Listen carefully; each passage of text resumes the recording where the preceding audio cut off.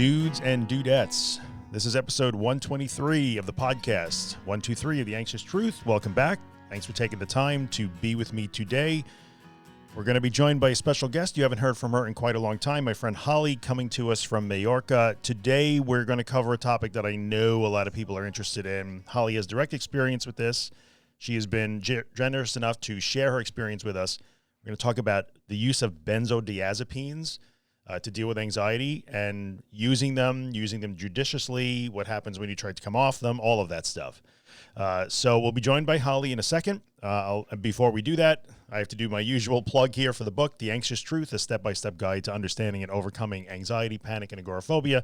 It is at theanxioustruth.com/recovery guide. It is essentially a 400-page written course on how to recover from an anxiety disorder. So if you're looking for that kind of help, head on over there, check it out. I would appreciate it. If you've already read it or you are reading it and it is helping you, a review on Amazon would be most appreciated. And yeah, that's it. I don't want to spend any time on that today. I want to get right into it with Holly. So I'm going to bring her on in a second, and we're going to talk about benzos, benzo withdrawal, and what that's all about. So here we go. Okay, folks, here she is all the way from her exotic patio in Mallorca. Welcome back. Welcome back, Holly. Haven't done an episode with you in a long time. What's going on? I know it's been a while. It's been a while, hasn't it? Yeah. It has been a while. So we're doing, just so everybody is aware, we're like, I have all kinds of crazy, like, experimental production shit going on here with, like, I have the Rodecaster connected to the phone with Zoom and recording both at the same time so we can do audio and video, but I think it's going to work out all right. I'm kind of excited about this. So let's see. Yeah. Right? You're a techie guy. Yeah. It's going to be cool, man. This is what we do here. We do podcast production. It's all good. So anyway, we are going to talk about the use of benzos today. I know it's a hot topic. I tend to avoid these topics, but I absolutely, before we start, let me just say, like, Holly has extensive experience, her own personal experience, and I absolutely, Holly, respect everything you're going to say here. So there's nothing, even though you may disagree with me on certain things, I haven't lived the benzo experience like you have. So you aren't in charge on this one. I've lived the benzo you experience. Have lived the benzo experience. It's like a band name. The benzo experience could be a band name. Oh my God, that is a good band name. That's a solid band name. Yeah. So, you know, if the Dahs don't ever work out, the Days, the Dahs, I don't know what you call you guys. Guys call us Holly and the Days, the Dahs. Anyway, if that doesn't work out. I think I scrapped those guys, but yeah. Oh no. All right. So the benzo experience it is. I'm playing guitar. You just have to play really slow. So anyway, all right, let's talk about it. So let's give people the 90-second version of your panic story, your anxiety story, for those of you who have not listened, because we got a lot of new listeners all the time. So what did you go through? Okay. Well, my main thing was like panic disorder, but for a very long time. And so, but from a very young age. So from the age 11, just one evening, sat watching telly with my parents, bang, panic attack that for me felt like it lasted, a year. And then eventually sort of I got through a lot of that and just lived going out to school and doing everything normally, like about 40% attendance, but like going as much as I could and doing stuff, but just with, intense sort of panic attacks all the time. So, and then right through my 20s, and then, when I was 32, when I came across, I was reading some Martin Seif stuff on his website. I'd done a bit of CBT sort of on my own, various things that I pieced together. And I started to realize the whole thing of like, oh, I'm perpetuating this by my reaction. And it was like oh my God, I can't believe this. So I just sort of tried to change my reaction to the panic and the anxiety. And I got better, and I didn't even expect to get better, so I like completely recovered. And I had loads of other stuff like social anxiety when I was a lot younger, and OCD tendencies, and metaphobia, really bad emetophobia, and I've overcome like all of it. And GAD, of course, GAD. Gotta throw that. But yeah, I had GAD really bad. I had GAD as well, and like it all went, I consider myself completely recovered now. I still get the odd, panic attack even, and bit, sort of days or hours of feeling anxious, but it doesn't affect my life even slightly, or I don't even think about, other than when we talk about anxiety and helping people in the group with anxiety, the word anxiety doesn't even enter my vocabulary anymore. Do you know what I mean? Yeah, exactly. Yes, I but it's worth saying that for the end. Oh, go on. Sorry. No, I was going to say, I was just going to give you all kinds of credit, because what I really dig now is when you do experience that stuff, your reaction to it is just being like really pissed off. Like really now, like I'm on the way to play a wedding now. Like, it's annoying. Yeah. Like you just get so angry with it, which is so normal. But anyway, I'm sorry. I just wanted to throw that in there. Yeah. So the whole time, it is just nothing more than an annoyance. Yeah. Yeah. So you were going to say, I'm so sorry. The whole time. Yeah. So it's worth noting, the whole time that I was, back from when I was age 11, when I had it, I was completely agoraphobic as well at that age. I wouldn't leave the house. I couldn't even go to my front gate, all that sort of stuff. For like 9 months solid, it was, like the sort of most intense that people tend to get to, I was so young as well. So it was very sort of overwhelming. And the doctor just gave me a prescription of benzos. He gave me a repeat prescription of Valium from when I was to take as needed. And it's important that it's not a daily dose. It was as needed, a PRN, they call it, don't they? Dose of Valium, diazepam. And I basically took that from age 11 to age 32. Wow. So yeah, I was taking it the whole time. That's a long time. Yeah. So but how were you using it? You were just using it as you needed it, or at some point were you taking it daily, multiple times a day?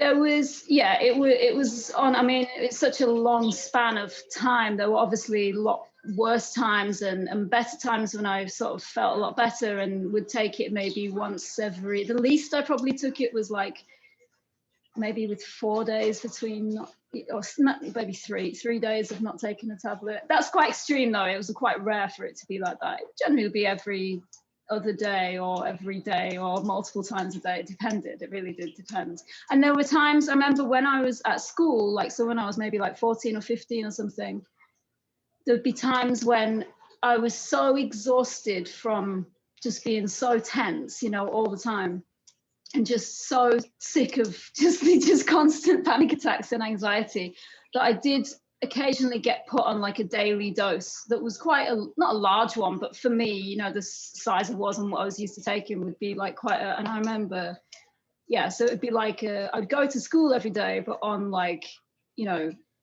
however many milligrams of Valium and be like, I was completely out of it. Yeah. But it gave me a little bit of a rest, but still doing stuff. So there was the occasional times when I would take it, like, even if I woke up in the morning feeling okay, like I would still take it for, it would be like 2 weeks or 1 week that would happen for. Yeah. And then it would just give me, I don't know if that was any useful or not, but that's just what happened. I remember those being things that happened. Yeah. And then the rest of it was just as needed. Well, it's your experience. So like, it's neither right or wrong. It's just the way it sort of worked out for you. So it sounds like it was kind of like an up and down thing.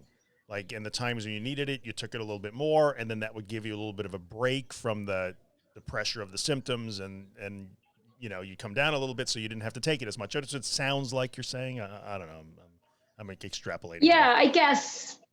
The thing to know about benzos as well is that the more you take them, the less effect they have on you. So you have to take more, you get a tolerance to them. Mm-hmm. And so a lot of the time, and it's so funny to me now, because I never used to swallow them. This is probably really bad to say, but I used to crush them and then mix them with sugar and eat them like that, because I just couldn't, I was still sort of a child, and I hadn't learned to swallow pills at that point when it sort of all kicked in. Wow. And so I didn't know how to, I'd never taken tablets before. So the only way I knew how to take, I used to get like polo mints and then crush them up with that. And it was quite funny. Whenever I was out and about, I would always have like a little kit with 2 spoons and little sachets of sugar or polos, and then like, the tablets with me. That's amazing. To my friends, when I was a teenager, they were like, "What are you doing?" And I'm there with like 2 spoons, like crushing up drugs, You've got your own like rolling pharmacy. Hang on a second, I got to crush this thing up. It's amazing that you were so young that you still really hadn't learned to swallow pills yet, and that you were dealing with this. So the fact that you are now is like amazing. It's really good. So So tell me, do you feel like you Yeah. mentioned the Yeah, tolerance I thing? guess so. Yeah, I mean, you mentioned the tolerance thing, which is a real thing. So, Mm. there's a limit. There's a maximum dose. And so if you take these things for long enough, you have to take more and more and more, and everybody hits that maximum dose. Did you hit that point where you were at the max, you just couldn't take any more? Or you didn't take it enough, maybe? No, not really. I just didn't take it. Well, no, I definitely took enough, but I did. No, I didn't I ever mean, hit that regularly. maximum dose. I mean, Yeah. when I would read what they would prescribe to give people like as a pre-med or like for the dentist, it was like double what I was taking Yeah. really. But I was small and very petite and a child and stuff. So like, but I never hit that maximum dose. And to be honest, like it was just like the doctor just gave me it, and he was just like, just take it when you need it. And I never got any guidance or anything to do with it. It was just like, oh my God. That's amazing. Yeah, it's amazing. Yeah. Yeah. Yeah.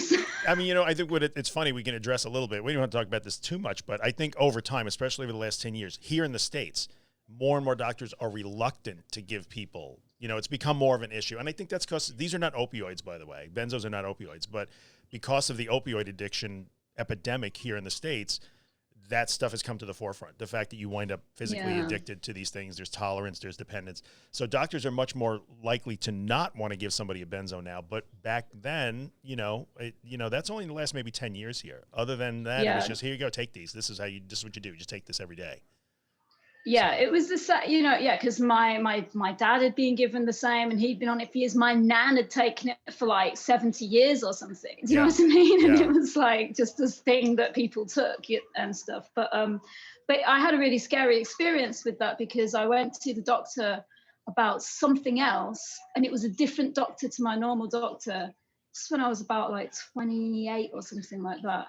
And this new doctor that was sitting there, he was looking at my records and he was going like, but what are you doing? You're taking like this every month. You're having this diazepam every month. Your doctor has made you an addict, and I'm going to get you off this. And he said like, I'm going to stop this. And to me, who thought that I was surviving because of, the Valium, I like freaked out, man. Like I was so upset. And I mean, he handled it really badly. Yeah. He really didn't know how to deal with an anxious patient, or sort of, he couldn't really understand why I thought it was a good thing that I was taking it and that it was helping me. And like, so he had no sort of way of being able to talk to me on a level that I could sort of understand. He was just like, I'm going to get you off these pills. This is outrageous. And tried to take them off. And I put in like a massive complaint, and it was just like this massive drama. And it really affected me because I was terrified. I thought like I would go back to how I was when I was 11 in this constant state of panic,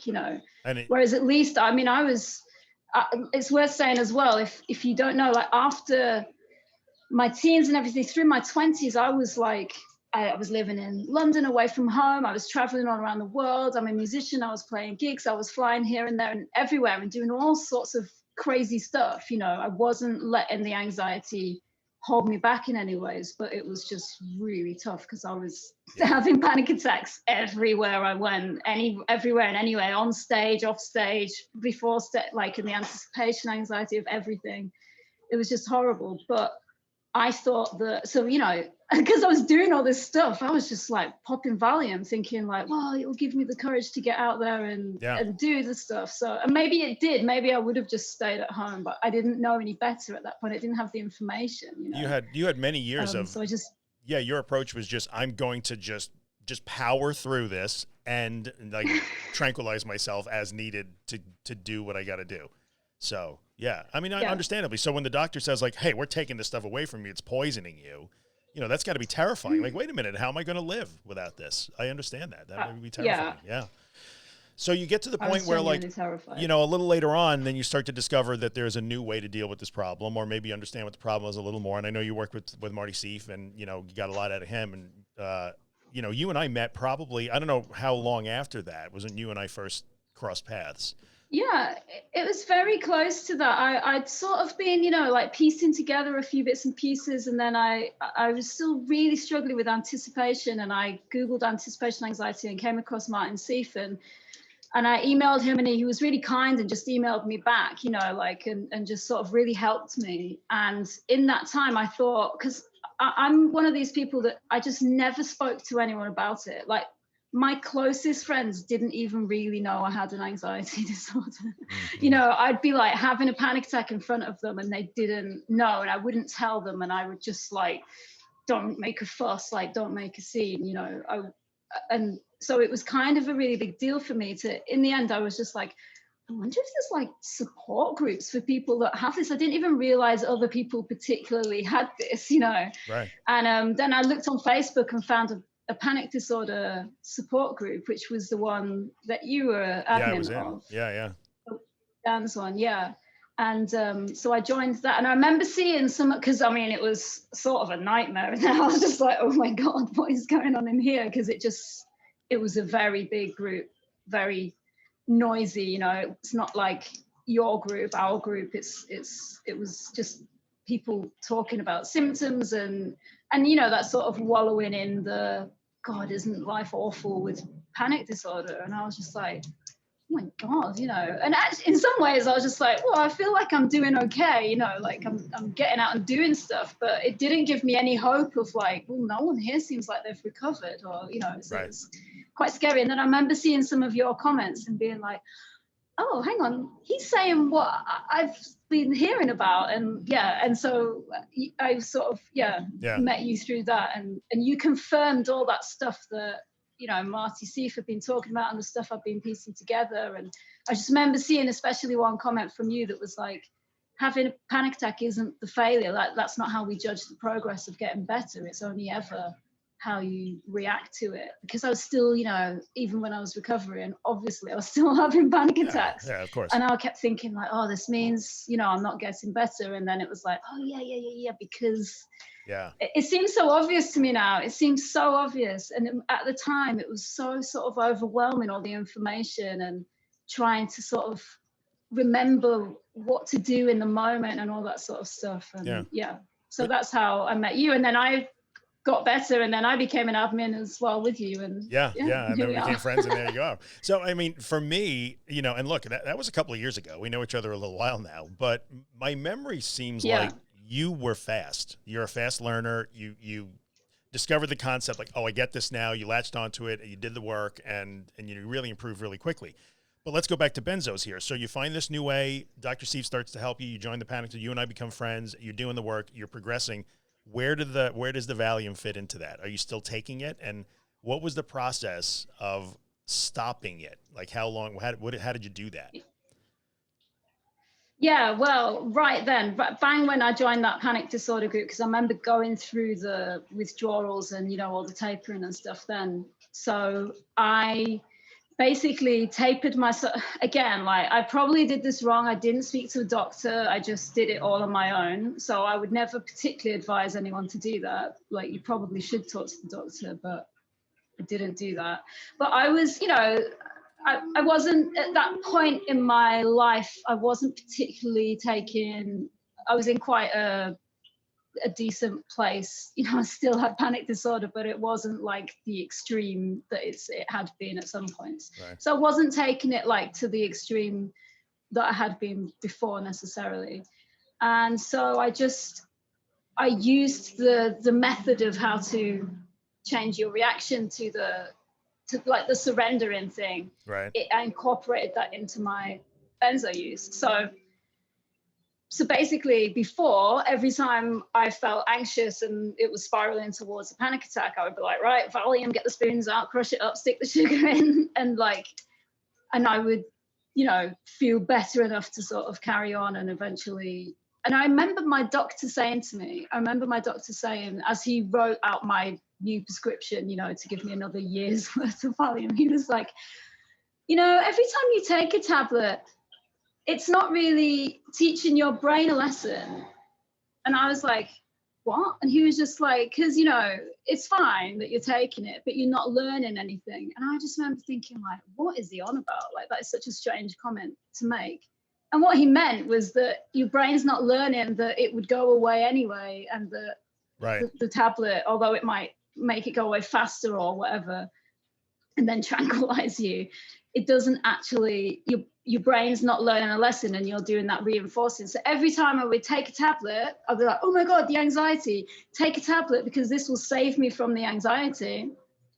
that was completely like reinforcing this false belief that I needed saving from something, right? So I was never learning a lesson of like, but anxiety is not dangerous, panic attack isn't dangerous. It's okay to let it happen. It's okay to have it, and to, by acting and being like a person that's safe and that a person that's not in danger, by not panicking to the panic, my brain, the amygdala, would like finally like get that message of like, oh, maybe she's not actually in danger. She's not desperately trying to take tablets to make it go away. So maybe actually it's okay, you know. And so yeah, but it's hard to do that. Obviously, with the benzos, you can't just stop taking them and be like, oh, well, I'll stop taking the tablets and then surrender to the panic. It doesn't you can't do work that. like that, because that's dangerous.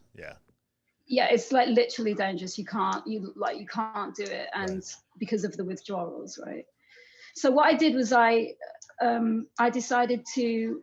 So when I felt the anxiety or the panic, I would be like, okay, this is right at the beginning. I'd be like, I'm going to wait 5 minutes, and if in 5 minutes I'm still anxious and panicking, then I will. Well, in fact, it wasn't even if. It was just like, I'm going to wait 5 minutes, and then I'll take the tablet. And so that's what I did for like quite a few times. I just got used to that. It's like planned practice. So you get to, because sometimes it's hard to sort of be like, oh, I'm going to practice being anxious for this amount of time and then it will go away. But actually, if you take benzos, this is actually quite a nice little method to do. So instead of taking it when you would immediately go to take it, whether that's as soon as you feel it or whenever you would normally go to take it to make the anxiety go away, you go, I'm just going to wait 5 minutes. So all I've got to do is just go through this feeling for 5 minutes. You can make it a minute or 2 minutes, whatever you want to make. I'm just going to sit through this for 5 minutes, and then I'm going to take the tablet. And so you just get used to practicing, because it's sort of, the tablet is your out. Do you know what I mean? Because it does sort of work, you know, it does relax your body and it does calm you down, you know. That's the confusing thing, because they're good in that way. They do help it. But in the long term, you are just literally perpetuating it. So you have to stop. At the end of those 5 minutes, though, the lesson you begin to teach yourself is, oh, I could do that for 5 minutes. That was okay. I'm still here. Like, I don't like this, but I'm still here. So what happens after that? You go to 10 minutes?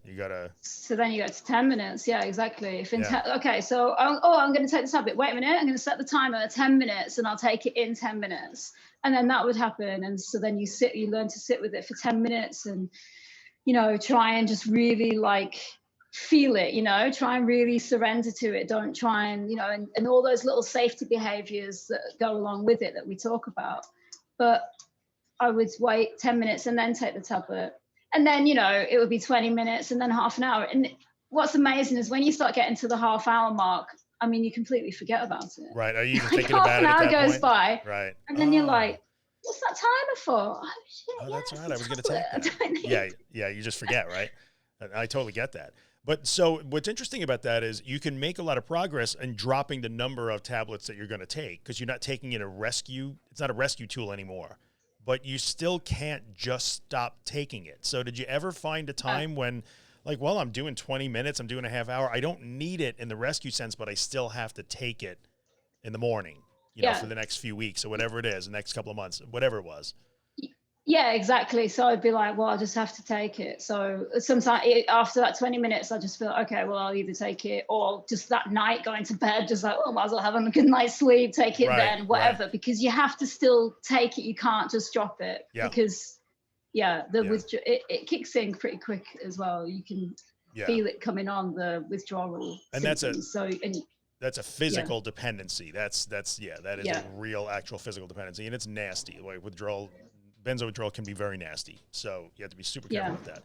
So I think a couple of things to clarify, though, is you were not taking 2 and 3 times a day every day for 20 something years. You know, maybe sometimes you were, but other times you were skipping a day or two at a time, just taking it as a rescue tool.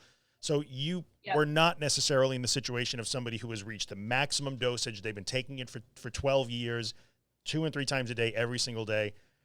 that's a little different animal. You're going to have to taper over a long period of time under doctor supervision to get that. But I think the takeaway here is, yeah, you can eliminate the use as a rescue tool the way Holly did it. And I think you're walking proof that you learned to not rely on the medication to save you.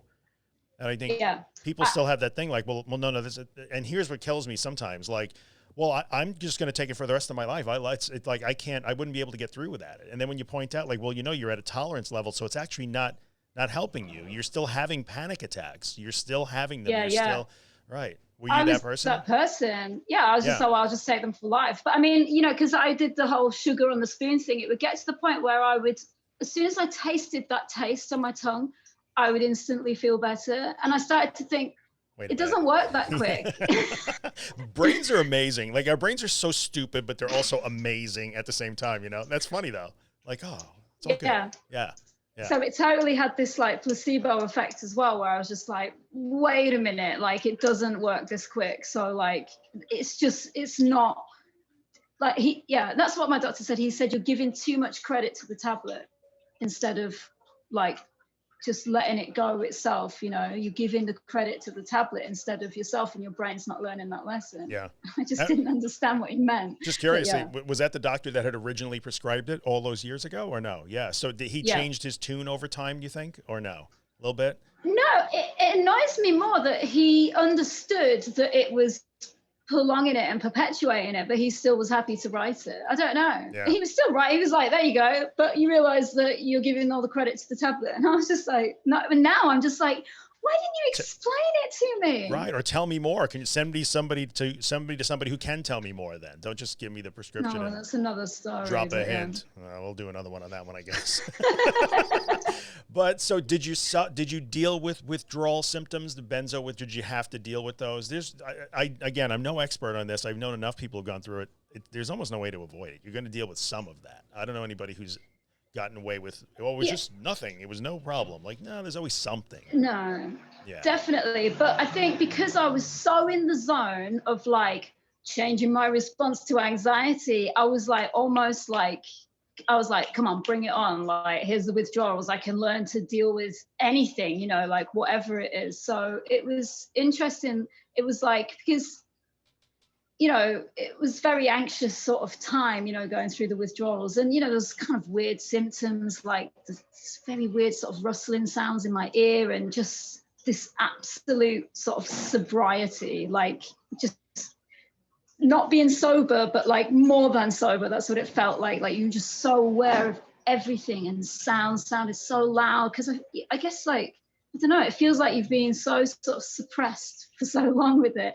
And then just suddenly, like, I became so aware of every little detail, and it was really sort of scary. And sleeping was really hard. I just couldn't sleep because I could just never feel sort of relaxed enough. It wasn't like I was tense all the time, but I was just sort of so awake and so aware of everything to the nth degree. It was really strange, and just noises and stuff like that. But it wasn't hell. And I know some people do go through hell with benzo withdrawals. So I guess I was lucky in that sense. And I really, so even when I got to that, like, wait half an hour so you take it, and then I would then half the tablet and just take half a tablet and then a quarter and leave it 2 days before I was allowed to take one, then 3 days. And do you know what I mean? Yeah. Like, but, for I guess it was over a period of about 2 months or something like that. Yeah. But, it wasn't a week. It was a while.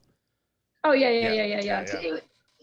You got to do those steps quite gradually. I think one of the things that comes up a lot is when people are going through, whether it's benzo withdrawal or antidepressant discontinuation, which was my experience, like if you're not using the tools that you had learned. So you said like, okay, bring it on. I can learn these new reactions. Tremendously helpful in the withdrawal and discontinuation process, because so many people are trying to get off the meds, but they're not using the tools yet, or they're not bought into the system yet. So it's, look, physical symptoms come up because of the withdrawal, and the anxiety comes back because of the withdrawal, and you take away the meds and they immediately see it's not working. This can't, they panic over the panic again, and they retreat, and they just, nope, I need it. I got to get back on it. This isn't working. And I think being able to say like, okay, this is uncomfortable. I have to go through this, but I can do it because you're using the tools, seems to be a tremendous help. It doesn't stop the withdrawal. Like nothing we talk about would stop it, but it helps you frame it a little bit better. And I think navigate that difficulty more effectively. So you don't retreat back to the bad habits. The first sign of trouble, you don't do that. Yeah. Did you find that was your experience or? Yeah, well, I would say that if you, I would never recommend withdrawing off, what's the word? Tapering. Coming off. Yeah, tapering off. Tapering. Yeah. I wouldn't recommend withdrawing either. Well, I wouldn't recommend tapering off a benzo if you weren't trying to do these tools of reacting differently to the anxiety, because also I think you'd miss such a massive opportunity to do. I think that I got better so quickly because I had so many practice opportunities by withdrawing, by tapering and going through those withdrawals and practicing like every sort of minute of the day pretty much for like a couple of weeks, you know, of like going through that. By the time I came out the other end of it, I would honestly say that like I kind of say the same day that I quit Valium is the day that I got better, you know, like it was sort of the exact same thing, because I'd stopped my method of saving myself. And it's such a tangible thing that you can stop doing, like from taking a tablet to save yourself to not taking a tablet. It's really like clear cut, you know what I mean? And doing that, and then also having, because I think they say like when you're trying to develop a new habit, it's not really about a length of time, it's about the frequency that you get to do it, that you get to practice it. So because I got to practice it so often, the frequency was just massive. So I had so much experience of responding in a new way to anxiety by the end of the, you know, withdrawal sort of period, that I was sort of like, I can handle anything now, you know. It was really useful. I think the key there is that you were actually embracing it as part of the recovery process. And like, this is how I'm going to practice now, as opposed to, well, these bad feelings are coming up and now I must retreat again. Like this is a failure because I shouldn't feel this way. You were ready to say, well, no, I bring it. Like this is practice. This is going to make me better. So I think that made all the difference. You were all in. That's how I'm doing this now. Yeah. So do you I mean, in terms of, I know that a lot of people deal with, you know, they really want to focus on their symptoms. But did you find that, I'm sure that there were times that you must have felt frustrated or like angry or like this is going too slow. You know, every human being is going to feel that when you wake up and you have a headache and your ears are making that funny noise and it feels like the world is in Technicolor. Like, did you ever find that like, can I get a break for just 10 minutes? I mean, you know, I mean, your life was a little different. Yeah, probably. I don't know. I mean, it's worth noting that I fell off the wagon, you know, like 9 months later or something. No, like maybe 7 months later, when I then, because I sort of got better. And in that period, I did it so quickly. And so I didn't even really know that I would recover. That was a bonus to me. I didn't realize. I was just like into this new method of responding. Wow. It's amazing. It's weird, isn't it? You like accidentally recovered from an anxiety disorder, like on multiple fronts, including emetophobia. Like, who are you? Who is this woman? well done though. But I did that, and then I completely fell off the wagon because I got all better, and then I was just like, I could do anything, including having a baby, which I thought was something I would never be able to do because I was hugely emetophobic, and just figured that if I ever got morning sickness, because my mom had it really bad, and I just figured like it would be the end of my world, and nothing was worth that. So I just thought I would never get pregnant, you know, on purpose, because I just couldn't do, and all just any shift in your body, you know, it just makes you feel so awful when you have that high anxiety. So I just had, you know, resigned myself to the fact that like, this is just never going to be part of my life. And then when I got better, when I accidentally recovered, and I was just like, I can literally do whatever I want, and I'd really like to have a baby, you know. And then I got pregnant, and I was just like, oh, wait a minute. And it felt like hubris. Like I just had been so sort of cavalier and I mean, this is sort of another topic maybe for another time, but I felt like all the things that I had learned about anxiety isn't dangerous fell apart a little bit, because now I was pregnant. All the stress and anxiety is obviously not great for, like the baby. The baby and stuff. So I was really nervous about, like, well, if I'm anxious all the time, that would be terrible for the baby. And it's, and so I just lost it. I just freaked out, and I was still sort of not really over the emetophobia, and I was just so worried that now I was actually pregnant, like what if it happened to me? And I lost it, and I started taking Valium again. Like, I really lost it. I kind of remember I became completely agoraphobic. I wouldn't leave the house. I was taking Valium. I was just sitting on the sofa, like, just frozen.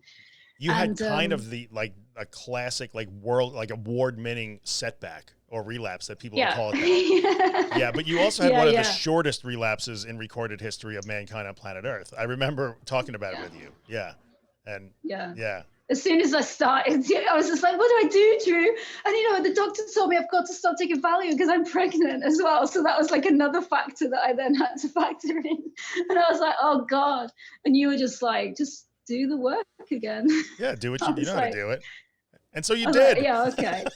You just did. You're like, oh yeah, that's right. Okay, I'm gonna do that. So you did. Yeah, that's what makes you, like, pretty exceptional, which is great. But is there any? We're at about 35 minutes, so we want to wrap it up really quickly. But is there anything else you wanted to add? Yes. Can I just talk about some of the uses that benzos can be useful for? As much as we're saying they completely prolong it, they perpetuate it because they reinforce it. No, let's do it. There are some good things. So if you're a person that has been prescribed it and you're on, like, a take when needed, these are some things that I did find it quite useful for, in a useful recovery sort of way as well. Okay, sure, let's do it. This is what you might not like. Right, so number one, if I would have a new symptom and I'd be like, oh my God, am I actually feeling this? Or is it just that, is it anxiety, or is it, like, death or whatever, a million other things you might think is happening to you? I would be like, okay, well, I'm going to take a tablet because I know that will, reduce the anxiety, and then we'll see what I'm left with once you strip away the anxiety. So I would do that and then be like, oh yeah, it's just a stomach ache. Like, do you know what I mean? Or like, because all the other symptoms, the sort of, and all the sort of desperation thoughts would sort of go away. And I'm like, oh yeah, it's just a stomach ache. Or, oh yeah, I think I've pulled this muscle and it's hurting my chest. And, like these sorts of things.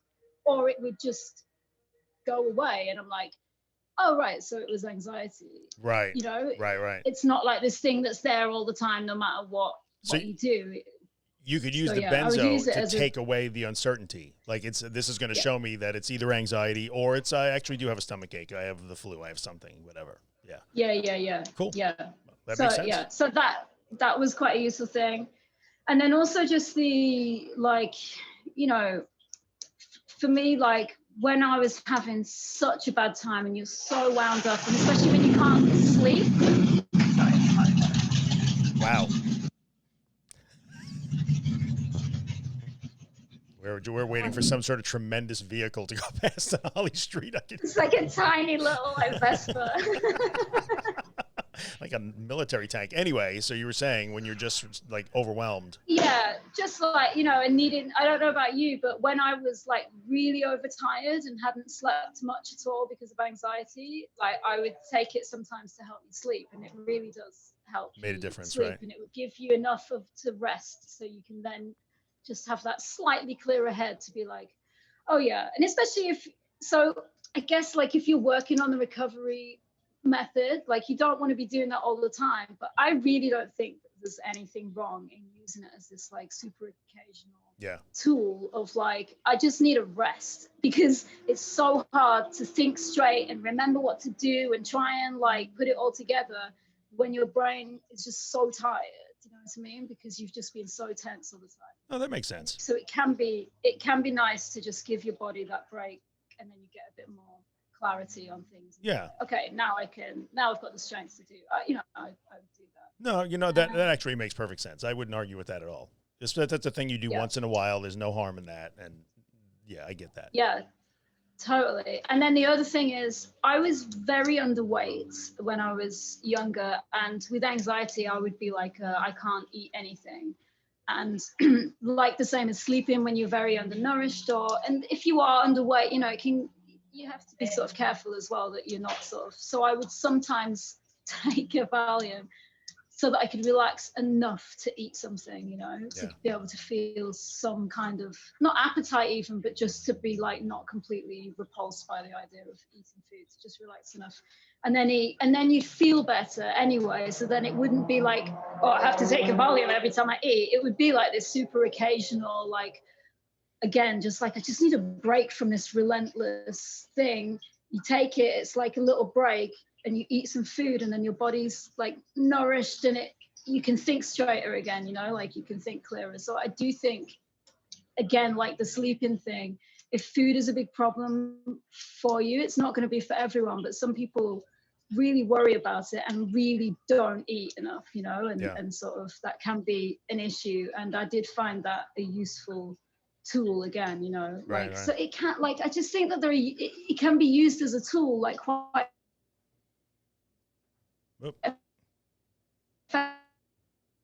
you know, someone's just so this or that and they just need to give their body a break. It can be actually quite a useful thing. But when you take it all the time to save you from the anxiety, and you have an anxiety disorder, I mean, it just, it's not a useful tool.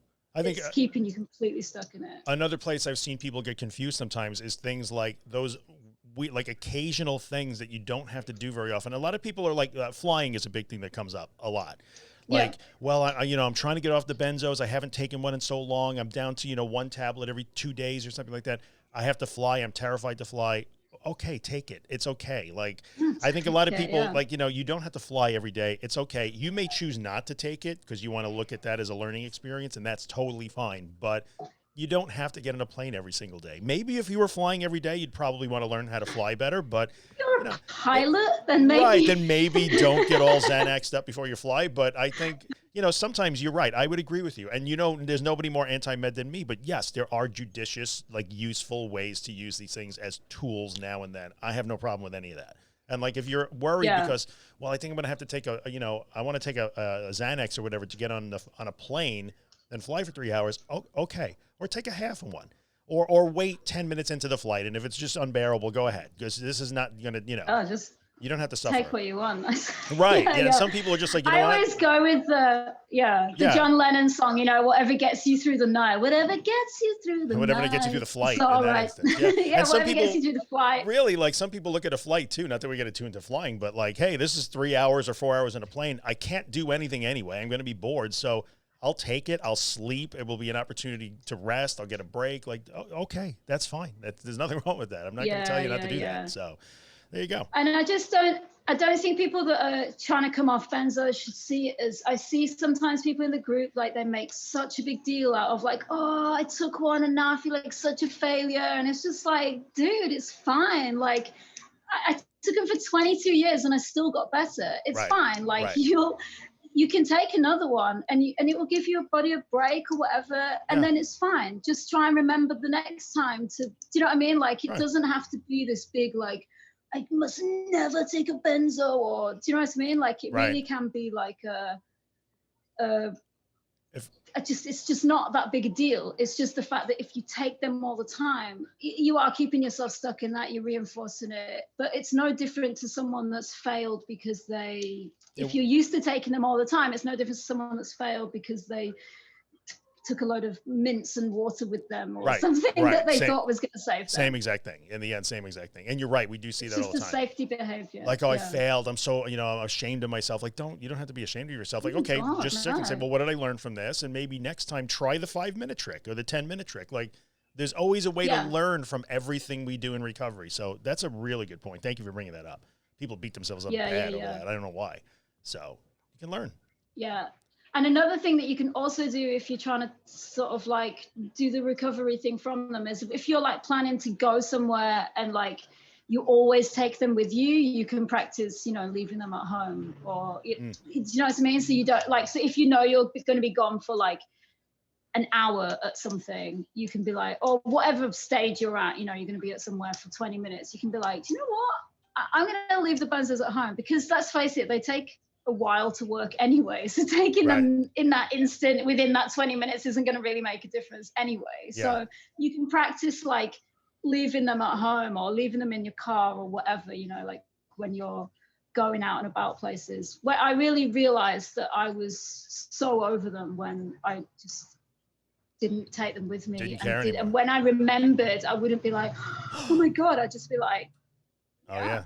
Then you don't care anymore. Right. I feel free. Yeah. It's so funny that you mentioned leaving them in the car. Like my doctor gave them to me, and he would give me a prescription for 90 of them, and at the end of a year, I'd have 89 left. You know, and 89 and a half. I was just stubborn. It doesn't mean I was right. I was just stubborn. And I got to the point where I would leave them in the car because that was a big trouble point for me. And those things baked and froze and baked the next summer and froze again. We probably could have put them in a batch of cupcakes for like elementary school kids and it would have been fine. It would have done nothing, but I still remember the day I was like, I got to throw these things away. This is ridiculous. Like it seemed so silly to me at that point that I still carried these goofy things around, but I did. I carried them around for a long time too, just in case. And they were useless at that point, I'm sure. They shouldn't sit in your car forever, I'm sure. But anyway, this is good. This was really good. I appreciate you doing it. Maybe we'll do. Oh, and so sorry. Can I just say that when I went through the big setback and I was pregnant and I was taking them, I obviously had to sort of stop taking them, and I did that, but I didn't really even go through withdrawals that time, or if I did, I didn't particularly know. It probably just got lumped into pregnancy symptoms. I didn't particularly notice it. So it doesn't. So maybe there are times when you can. Maybe I just hadn't taken them for long enough, or. Oh, still, yeah. Oh, who knows? I don't know. But whatever it was, it doesn't mean that you will absolutely go through. I didn't go through that, you know, burning ears thing and all that sort of stuff. Yeah. But it was a relatively short period that you kind of went backwards there. It wasn't a long time at all. So. Yeah. So maybe it was just a short thing. Yeah. Not too bad. Thanks. Not too bad. All right. Thanks, Halls. I appreciate it. Is there anything else you want to throw out there? Did we get through all your notes? Just checking my notes. I guess the only other thing to say is, so like this was all based on my PRN, you know, like the take as when needed. So if you're on a benzo dose that it's just that you take daily at a certain time, no matter how you feel, doesn't really apply this whole wait 10 minutes thing, right? Because if you're not taking it to save you, then, so that's just, it's kind of a different beast, isn't it? A little bit.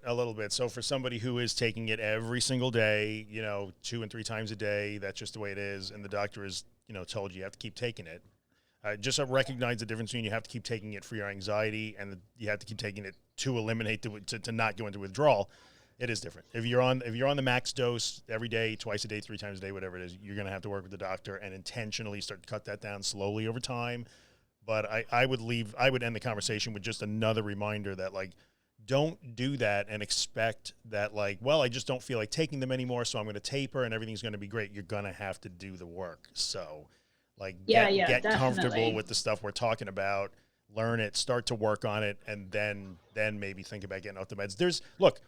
I say this all the time. It's not a race, and there's no benefit, whether it's a benzo or an antidepressant. You don't win any extra prize. There's no extra money at the end of the process if you go faster. There's no, like, incentive award there. So, you know, just learn and go at a productive pace. Don't go at a fast pace just to be fast. There's no prize for getting off it faster. Yeah. So there you go. Totally.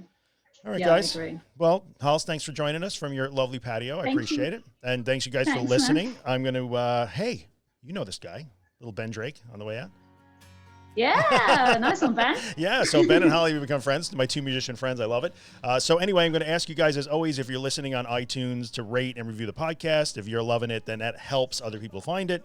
And for the show notes on this one, it's theanxioustruth.com/123. So head over there, and I'll put up some show notes and links and everything. That'll get you to the Facebook group, too. And that's it. We'll play you out with Ben Drake, Afterglow, facebook.com/Ben Drake Music. All right, later, peeps. And this is where your story begins. You got the feeling that you go